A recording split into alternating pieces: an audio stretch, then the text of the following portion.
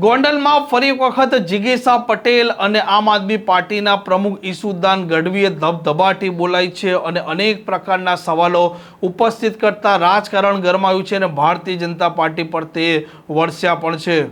વૈષ્ણવજન તો તેને કહીએ જે પીડ પરાઈ જાનાને રે।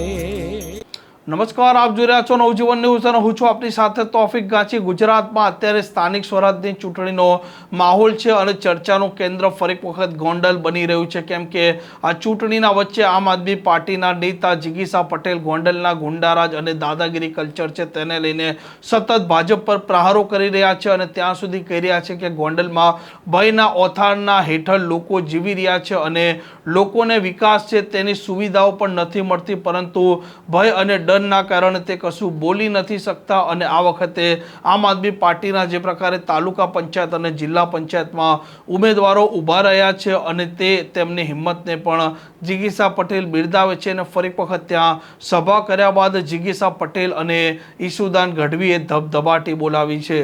એટલે મારે એટલું જ કેવું છે કે આ પરિવર્તનની એક લહેર છે ને પરિવર્તનની લહેરની શરૂઆત થઈ ગઈ છે, જે ગામે ગામ દેખાઈ રહી છે। પહેલા અમે દેવડા, વાસાવડ, સુલતાનપુર અને હવે અત્યારે મોવિયાની અંદર પણ એટલા માણસો ઉમટી પડ્યા હતા કે હવે એ લોકોને નીંદર નથી આવવાની। ભારતીય જનતા પાર્ટીના જે નેતાઓ છે એને નીંદર નથી આવવાની અને એટલા માટે જ ઘર પરિવાર સાથે 15-20 નેતાઓને લઈને બધી જગ્યાએ ઉતરી પડ્યા છે। મોવિયા ગામની અંદર વાઘજીભાઈ પડારિયા 200 માણસો સાથે જોડાયા હતા। એ સિવાય અમારે મિતભાઈ ભાલોડી છે જે ભાજપ સાથે ઘણા સમયથી સંકળાયેલા છે અને ગોંડલ તાલુકાના કોષાધ્યક્ષનો એની પાસે હોદ્દો હતો।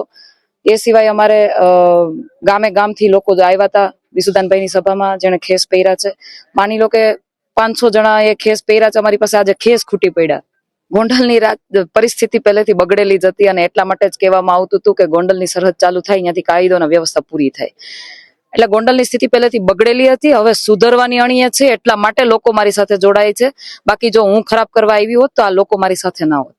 ગોંડલના મોવિયા મુકામે વિજય વિશ્વાસ જનસભા હતી, જેમાં હજારોની સંખ્યામાં લોકો આવ્યા છે અને લોકોની એક જ માંગ હતી કે ભાઈ ભાવ નથી મળતા, ખેડૂતો પરેશાન છે, ભ્રષ્ટાચાર ચરમસીમાએ છે, રોડ રસ્તા છે નહીં, અત્યાચાર ખૂબ છે।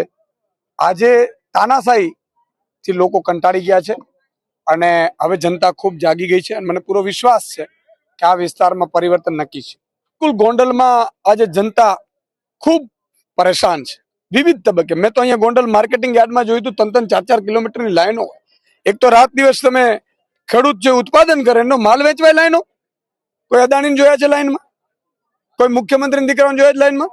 આ વ્યવસ્થાઓથી લોકો કંટાળી ગયા છે। ધાક ધમકી, આ રીતે પોલીસનો દુરુપયોગ, મને લાગે છે કે ગોંડલવાસીઓ હવે નક્કી તાલુકા જિલ્લાથી શરૂઆત કરશે ને પરિવર્તન લાવશે। આમ ગોંડલમાં જે પ્રકારનું અત્યારનું વાતાવરણ છે ત્યારે હવે જોવાનું તે રહેશે કે મતદારો આમ આદમી પાર્ટી કે ભારતીય જનતા પાર્ટી કે કોંગ્રેસ કઈ તરફ ઢળે છે અને ગોંડલના ગુંડારાજને જે પ્રકારે વારંવાર ચીતરી રહ્યા છે જિગીશા પટેલ, તો તેમનો રાજકીય રીતે પણ તેમની પાર્ટીને કેટલો ફાયદો થાય છે।